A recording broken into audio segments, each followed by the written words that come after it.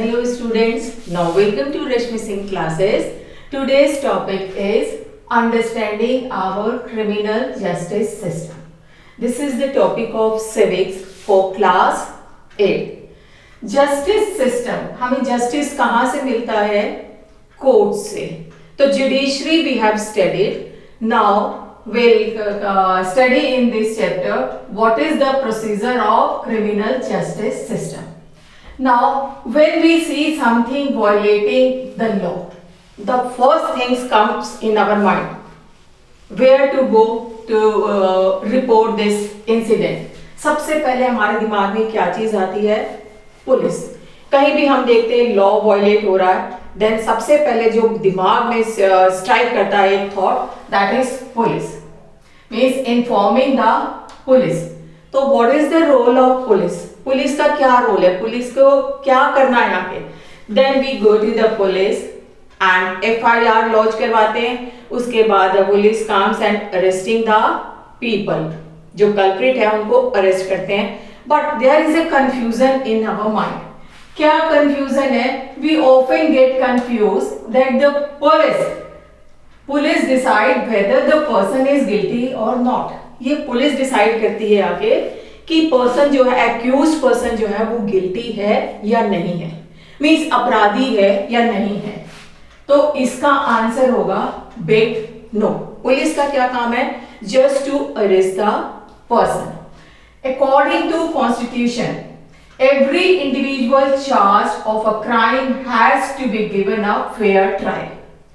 कोई भी accused person जिसको अरेस्ट किया जाता है, तो अकॉर्डिंग टू कॉन्स्टिट्यूशन एक हमें राइट मिला हुआ है कि उसके क्राइम के लिए हमें एक फेयर ट्रायल करना होगा कोर्ट में. और वो फेयर ट्रायल क्या है? Fair trial is a procedure. In fact this is a proper procedure has to be followed. इस फेयर ट्रायल के लिए हमें एक प्रॉपर प्रोसीजर फॉलो करना होगा और उसके बाद the court decide whether the accused person is guilty or innocent.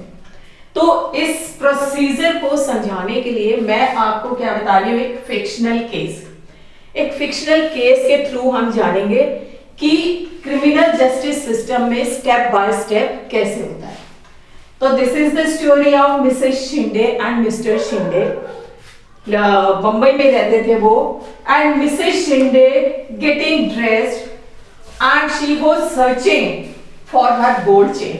तैयार हो रही थी और वो अपनी गोल्ड चेन को ढूंढ रही थी एंड उनको वो गोल्ड चेन मिल नहीं रही थी. And she suspect that Shanti might have stolen her gold chain. और उन्होंने सोचा कि शायद शांति ने मेरी चेन चुरा ली है. मिस्टर शिंदे काम्स कहते हैं, Hariya Bhariya we are getting late for wedding. जल्दी से तैयार हो. तो मिसेस शिंदे कहती है कि मेरी जो गोल्ड चेन है वो मिल नहीं रही है. तो क्या किया जाए? पहले तो फिर मिस्टर शिंदे भी परेशान हो जाते हैं. मिस्टर शिंदे भी ढूंढने की कोशिश करते हैं लेकिन नहीं मिलती है. And next day when Shanti comes to the house, और मिसेस शिंदे उससे कहती है, शांति आपने चोरी करना शुरू कर दिया, you have stolen my gold chain. तो शांति कहती है, no ma'am, I have not stolen your gold chain. और मिसेस शिंदे कहती है, I have kept my gold chain in this drawer. और इस कमरे में आपके सिवा यहाँ कोई नहीं आता है, तो it means you have taken my gold chain. Mister Shinde searches Shanti's trunk. और मिस्टर शिंदे जो होते हैं वो शांति का जो ट्रंक रखा होता है वो सर्च करते हैं, चेक करते हैं, and he finds an envelope with ₹10,000. और 10,000 रुपए एक एनवलप में उनको मिलते हैं. अब वो जोर से चिल्लाते हैं, तुमने गोल्ड चेन चुरा के बेच दी है और ये 10,000 रुपए वो गोल्ड चेन के जो आपने बेची है उसके पैसे हैं. शांति मना करती रहती है, नहीं ये मेरी हार्ड मनी है, हार्ड अर्न मनी है और मेरी सेविंग्स है. बट मिस्टर शिंदे नहीं सुनते हैं और वो पुलिस इंस्पेक्टर के पास या पुलिस स्टेशन जाते हैं. ठीक है. और वहां पे सब इंस्पेक्टर मिस्टर राव जो होते हैं उनको FIR लिखवाते हैं. इसमें बेटा आपको ध्यान रखना पड़ेगा कौन कौन से नए वर्ड्स आ रहे हैं, जैसे FIR. ठीक है. First information report. Mister Shinde जब पुलिस स्टेशन जाते हैं, वहां पे जो इंस्पेक्टर होते हैं, सब इंस्पेक्टर मिस्टर राव, उनको रिपोर्ट लिखवाते हैं और उस रिपोर्ट को कहते हैं first information report. and this report was written by police and this was given by aggrieved person. जो aggrieved person होता है वो इस रिपोर्ट को लिखवाता है और इसमें बहुत सारी चीजें होती हैं, name of a person, place, फिर एविडेंसेस होते हैं, विटनेसेस होती है, बहुत सारी चीजें इसमें एफआईआर में होती है जो हम अभी आगे पढ़ेंगे। ठीक है, अब उसके बाद पुलिस आती है एंड पुलिस अरेस्ट शांति को अरेस्ट करके वो थाने में ले जाते हैं। And Sushil is a brother of Shanti, वो आता है बट उसको भी क्या करते हैं, Sushil is also abused and beaten, उसको भी मारा पीटा जाता है। किस लिए मारा पीटा जाता है? To confess that he and his sister had a gang of domestic servants. वो और उसकी जो बहन शांति है वो एक डोमेस्टिक वर्कर्स का एक जो गैंग है वो चलाते हैं जो अगल बगल चोरियां करता है। मीन्स मारपीट करके उससे कन्फेस करवाना चाहते हैं, लेकिन सुशील जो है 2 दिन तक मार खाता रहता है बट कन्फेस नहीं करता है। अल्टीमेटली उसको छोड़ दिया जाता है और वो ये कहता है कि मेरी सिस्टर को बेल पे छोड़ दो। तो वो कहते हैं जाइए आप कोर्ट पे जाके बेल सैंक्शन करवा के आइए। तो उसने कहा आई डोंट हैव मनी। तो वो कहते हैं ये आपकी रिस्पॉन्सिबिलिटी है। But after a month Shanti got the bail, Shanti को बेल मिल जाती है, लेकिन फिर एक वही बात आती है but unable to get a surety, जमानत देने के लिए कोई आदमी नहीं मिलता कि कौन उसकी जमानत देगा श्योरिटी, और उसकी वजह से उसको जेल में ही रहना पड़ता है। एंड शी वॉज ट्रॉमेटाइज्ड, तो उसको बहुत डर लगता है कि अब क्या होगा। ठीक है, now police files a chargesheet in the court. अब पुलिस जो है वो एक चार्जशीट, मीन्स चार्जशीट क्या होता है, this is again a new word. Chargesheet means आपके ऊपर कौन कौन से आरोप लगाए गए, आपने चोरी की, आपने जो भी किया है वो सब चार्जशीट के अंदर लिखा जाता है। And this chargesheet is presented in the court by the police. Police उस चार्जशीट को प्रेजेंट करती है। Shanti tells that she has no lawyer to defend her. Shanti को जब कोर्ट में ले जाया जाता है तो वो कहती है कि मेरे को डिफेंड करने के लिए मेरे पास पैसे नहीं है कि मैं एक लॉयर अपने ऊपर रखूं, कि लॉयर डिप्यूट करूं जो मुझे बचाए। Now the court appoints defence lawyer Kamla Roy for Shanti. अब कोर्ट जो है वो एक डिफेंस लॉयर को डिप्यूट करते हैं कमला रॉय शांति के लिए। क्यों करते हैं? कोर्ट क्या बहुत ज्यादा मेहरबान हो जाता है उसके ऊपर? नहीं, इसके पीछे भी एक स्टोरी है। आर्टिकल 22, आर्टिकल 22 जो हमारा कॉन्स्टिट्यूशन का है उसमें एक राइट है, एक हमारा फंडामेंटल राइट है। Every person has right to be defended by a lawyer. हर आदमी को एक लॉयर डिफेंड करने के लिए मिलेगा अगर उसको कोर्ट में पेश किया जाता है। ठीक है, and according to article 39A, बेटा ये याद रखिएगा आर्टिकल 22 क्या है and article 39A, this is the duty of the state to provide a lawyer if the person is very poor, बहुत poor है या उसमें कोई डिसेबिलिटी है, तो this is the duty of the court कि उसके लिए डिफेंस लॉयर प्रोवाइड किया जाए। तो ये कोर्ट कोई मेहरबान होकर काम नहीं कर रहा है, this is our right which is given by our constitution. ठीक है, तो ये हो गया आपका डिफेंस लॉयर। ये एक नया वर्ड आया defence lawyer. What does it means? Defence lawyer का क्या काम होता है, इसको हम हिंदी बोलेंगे बचाव पक्ष का वकील, जिसका काम होता है जो जिसकी वजह से उसको रखा गया है उसको बचाने के लिए एविडेंसेस कलेक्ट करें और वो सारे एविडेंसेस प्रेजेंट करें इन the court in front of magistrate. Now the public prosecutor, this is again a new word. What is public prosecutor? Public prosecutor is appointed and paid by the state government. ये government की तरफ से case लड़ता है और इसको appoint भी government ही करती है।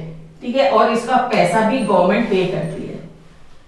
तो पब्लिक प्रोसिक्यूटर और डिफेंस लॉयर्स इन दोनों के बीच में बहस होती है, एविडेंसेस होते हैं, आर्ग्यूमेंट होते हैं और उनके बेसिस पे जजमेंट दिया जाता है। क्लियर?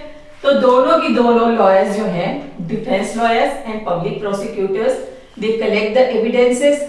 और जो पुलिस थी, एक एविडेंस जो एनवलप में 10,000 रुपीज मिले थे मिस्टर शिंदे को, उसको भी रख लिया था एज एन एविडेंस, जो उसको यहाँ पे कोर्ट में पेश करना था। समझ में आया? As the trial is nearing to completion, जैसे कि ये ट्रायल मीन्स जो कोर्ट में केस चल रहा था, आर्ग्यूमेंट्स चल रहे थे, ठीक है, एविडेंसेस प्रोवाइड कर रहे थे ये लोग लॉयर जज के सामने। As the trial is nearing to completion, जैसे ही खत्म होने की कगार पे था, सुशील saw that Inspector Sharma has busted a gang of young men who have been stealing jewelry. सुशील ने देखा कि जो इंस्पेक्टर शर्मा है, उन्होंने एक गैंग को पकड़ा है, यंग बच्चों के गैंग को, जो अगल बगल चोरी किया करते थे। और उस गैंग में मिसेस शिंदे का बेटा भी था।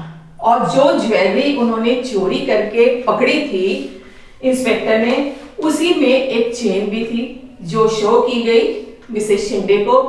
एंड मिसेस शिंदे ने एडमिट कर लिया कि हाँ, ये चेन मेरी है।